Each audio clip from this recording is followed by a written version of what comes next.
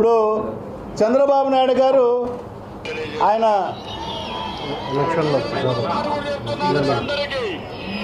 Current charge pension తగ్గిస్తా,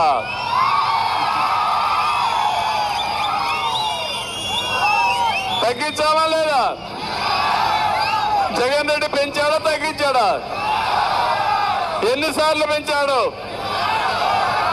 8-9 సార్లు పెంచాడా? ఇప్పటికి 8, రేపు ఎల్లుండి 9. నెల నెల బాధుడే బాధుడు, నడ్డి ఇరిగిపోయే బాధుడు. పెట్రోల్ డీజిల్ పెరిగిందా లేదా? పెరుగుతూనే ఉందా లేదా? నిత్యావసర వస్తువుల ధరలు పెరిగాయా లేదా? మళ్ళీ ఇవన్నీ కంట్రోల్ కావాలంటే ఎవరు రావాలి తమ్ముళ్ళు? తప్పకుండా చేస్తా, వినూత్నమైన ఆలోచనతో వస్తా. ఇప్పుడు మీ ఊర్లో చెప్తున్నా, కొత్త ఆలోచన. ఒకప్పుడు ఐటీ గురించి మాట్లాడా, ఒకప్పుడు సంస్కరణల గురించి మాట్లాడా, ఇప్పుడు మాట్లాడుతున్నా కరెంటు సంస్కరణలు తీసుకొచ్చింది నేనే. 2000 సంవత్సరంలో తీసుకొచ్చి 2004 మిగులు కరెంటు చేశాను. ఈ రోజు నేను ఆలోచించేది, ఎండతో కరెంటు వస్తుంది, సోలార్ నేనే తీసుకొచ్చా. 14 రూపాయలు ఉండే కరెంటు 2 రూపాయలకు వచ్చింది. ఆ రోజు చెప్పి ₹1.50 వస్తుందని.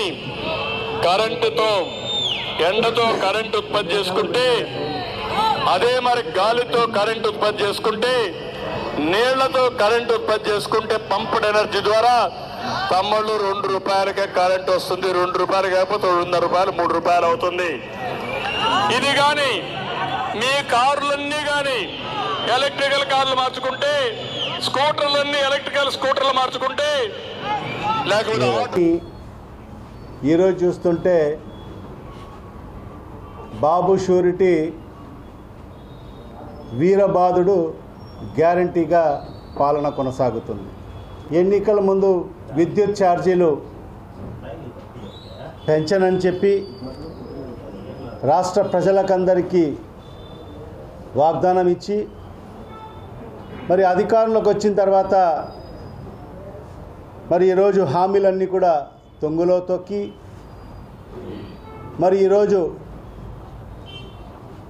ఈ 6 నెలల కాలంలో ట్రూ-అప్ ఛార్జీల పేరుతో 2 పర్యాయాలు విద్యుత్ ఛార్జీలను పెంచిన ఘనత మరి ఈరోజు ఈ కూటమి ప్రభుత్వాన్ని. రెండో విడత కింద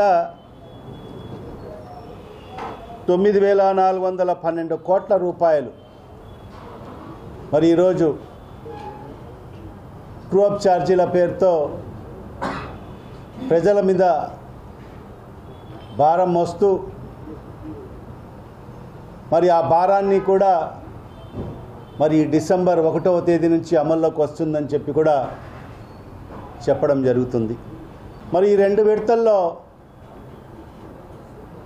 పెంచిన విద్యుత్ ఛార్జీలు ఎంతంటే సుమారుగా 15,485 కోట్ల రూపాయల భారాన్ని ఈరోజు రాష్ట్ర ప్రజలపై మోపిన ఘనత మరి ఈ ప్రభుత్వాన్ని చెప్పి కూడా ఈ సందర్భంగా తెలియజేసుకుంటున్నాను. చంద్రబాబు నాయుడు అనే వ్యక్తి ప్రజల్ని ఏ విధంగా మోసం చేస్తాడు, ఎన్నికల ముందు ఏమేం మాటలు మాట్లాడతాడు, మరి ఎన్నికలు అయిపోయిన తర్వాత తన అవసరం తీరిపోయిన తర్వాత ఏ రకంగా మాటలు మారుస్తాడనేది ప్రజలందరూ కూడా ఇవాళ గమనిస్తున్నారు. ప్రజలను మోసం చేసే దాంట్లో నిజంగా చంద్రబాబుని బ్రాండ్ అంబాసిడర్గా ప్రకటించవచ్చు. ఇప్పుడు కూడా ఆ వీడియోలు చూస్తే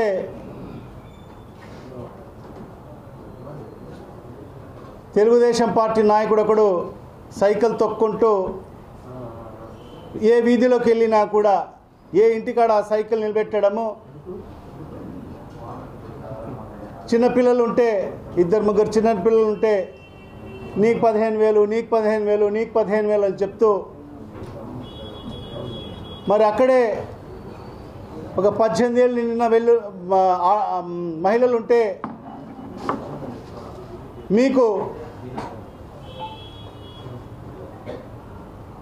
18,000 మీకు 18,000 అని చెప్పి,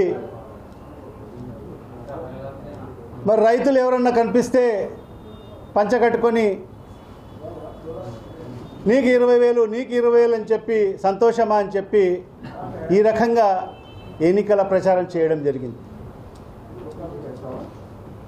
మరి ఈరోజు అధికారంలోకి వచ్చిన తర్వాత మరి అదే నోటితో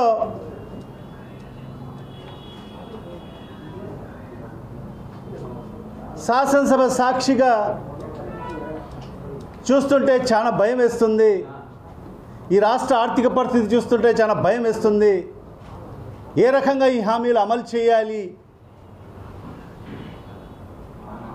అని డైవర్షన్ పాలిటిక్స్ మాటలు మాట్లాడుతున్నాడు. నేను ప్రపంచానికి పాఠాలు చెప్పాను. నేను ఆర్థిక రంగంలో నాకు మించిన వాడు లేడు. నాది 40 ఏళ్ల ఇండస్ట్రీ. అంటే ఇంత 40 ఏళ్ల ఇండస్ట్రీ ఉన్న వ్యక్తి, 15 ఏళ్ళు ముఖ్యమంత్రిగా పనిచేసిన వ్యక్తి, మరి ఇంత అనుభవజ్ఞుడు, మరి ఈ రాష్ట్ర ఆర్థిక పరిస్థితి ఆయనకు తెలియదా? 5 నెలల తర్వాత అధికారంలోకి వచ్చి 5 నెలల తర్వాత మరొకసారి ఓట్ ఆన్ అకౌంట్ బడ్జెట్ ప్రవేశపెట్టాడు. ఇది ఎక్కడ మనం చూడలేదు. మరి 5 నెలల తర్వాత పూర్తి స్థాయి బడ్జెట్ ప్రవేశపెట్టడం జరిగింది. మరి ఈరోజు అమ్మఒడి ప్రతి ఇంట్లో ఎంతమంది ఉంటే అంతమందికి అమ్మఒడి ఇస్తా అన్నాడు. మరి అది కూడా ఎక్కడ బడ్జెట్లో కేటాయింపులు లేవు. ఉచిత బస్సు ఇస్తా అన్నాడు. దానికి సంబంధించిన ప్రస్తావన ఎక్కడ లేదు. దానికి కేటాయింపులే లేవు. విడతలో ఒక యూనిట్కు ₹1.27 అయితే ఇప్పుడు పెంచుతున్న ఈ రెండవ అదనపు భారం యూనిట్ పైన 92 పైసలు. రెండు కలుపుకుంటే సుమారుగా ₹2.19 ఈరోజు ప్రజల మీద భారం మోస్తున్న ప్రభుత్వం ఈ కూటమి ప్రభుత్వం, చంద్రబాబు నాయుడు ప్రభుత్వం అని చెప్పి కూడా ఈ సందర్భంగా తెలియజేసుకుంటున్నాను. ఈ చంద్రబాబు నాయుడు విద్యుత్ ఒప్పందాలు ఈరోజు ఈ రాష్ట్రానికి శాపంగా మారాయి. ఆయన చేసుకున్న విద్యుత్ ఒప్పందాలు 2014 నుంచి 19 మధ్య కాలంలో ఆయన ముఖ్యమంత్రిగా ఉన్న సందర్భంలో అవసరము లేకపోయినా కూడా పవర్ను పర్చేస్ చేసిన వ్యక్తి చంద్రబాబు నాయుడు. పీపీఏ పద్ధతి ద్వారా మరి అగ్రిమెంట్లు చేసుకొని సుమారుగా 2500 మెగావాట్లకు సంబంధించిన సోలార్ కరెంట్ల కోసం 35 పీపీఏలు అంటే అగ్రిమెంట్లు చేసుకోవడం జరిగింది. అది కూడా ఎంత? ఇంకోటి 3500 మెగావాట్లకు సంబంధించి విండ్ పవర్కు సంబంధించి 133 అగ్రిమెంట్లు చేయడం జరిగింది. అంటే సోలార్ పవర్కు సంబంధించి 2500 మెగావాట్లకు సంబంధించి 35 అగ్రిమెంట్లు చేస్తే, ఎంఓయూలు చేస్తే, మరి విండ్ పవర్ అంటే 3500 మెగావాట్లకు సంబంధించి 133 పీపీఏ ఎంఓయూలు చేసుకోవడం జరిగింది. అంటే దానికి సంబంధించిన ఒకసారి చూస్తే 3500 మెగావాట్లకు సంబంధించిన విండ్ పవర్కు సంబంధించి ₹4.84 ఎంత? ₹4.84 మరి ఆనాడు చంద్రబాబు నాయుడు ఒప్పందాలు చేసుకోవడం జరిగింది.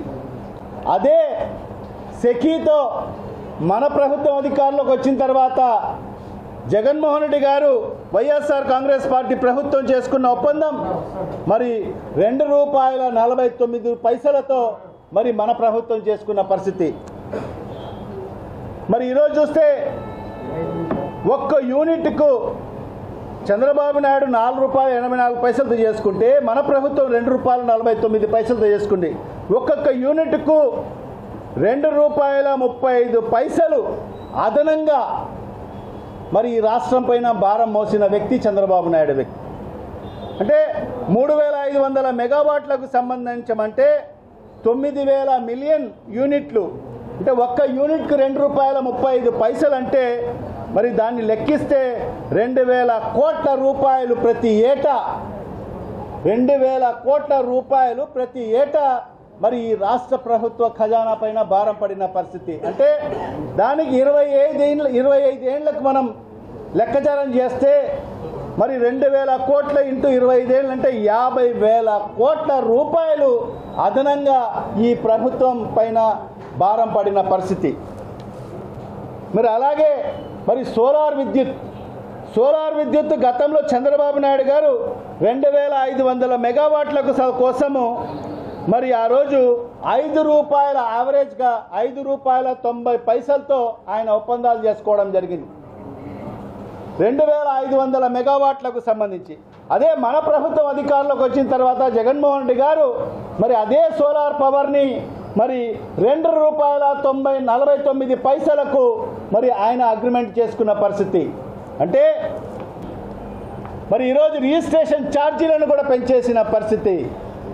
మరి ఈరోజు చూస్తుంటే రాష్ట్రంలో అన్ని రకాలుగా బాదుడు కార్యక్రమం మరి ఈరోజు చంద్రబాబు నాయుడు గారు తీసుకున్న పరిస్థితి ఈరోజు స్పష్టంగా ఈ రాష్ట్ర ప్రజలకు కనిపిస్తుంది.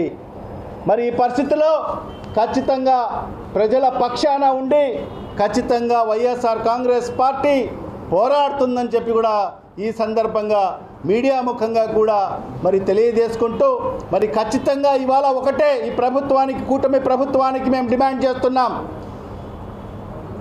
మీరు ఇప్పుడు కొత్త పందా, ఎందుకంటే ఇవన్నీ కూడా ఎత్తి చూపే కార్యక్రమం జరగకోకూడదు అనే రూపంలోనే ఈరోజు సోషల్ మీడియా వాళ్ళ మీద, ఎందుకంటే ఈరోజు పచ్చ ఛానల్ ఇవన్నీ కూడా చూపించరు, వాళ్ళకి తెలిసినా కూడా ప్రజలకు చూపించరు. మరి దానికి ఈరోజు సోషల్ మీడియా మాధ్యాన ఈరోజు రాష్ట్ర ప్రజలకు ఇవన్నీ కూడా తెలియపరచాలని చెప్పి మరి కొందరు వైఎస్ఆర్ కాంగ్రెస్ పార్టీ సానుభూతి పరులైన సోషల్ మీడియా యాక్టివిస్టులు మరి ఈరోజు కొన్ని పోస్టులు పెడుతుంటే మరి దాన్ని కూడా అణగదొక్కే కార్యక్రమం, వాళ్ళ మీద అక్రమ కేసులు బనాయించడము, ఒకచోట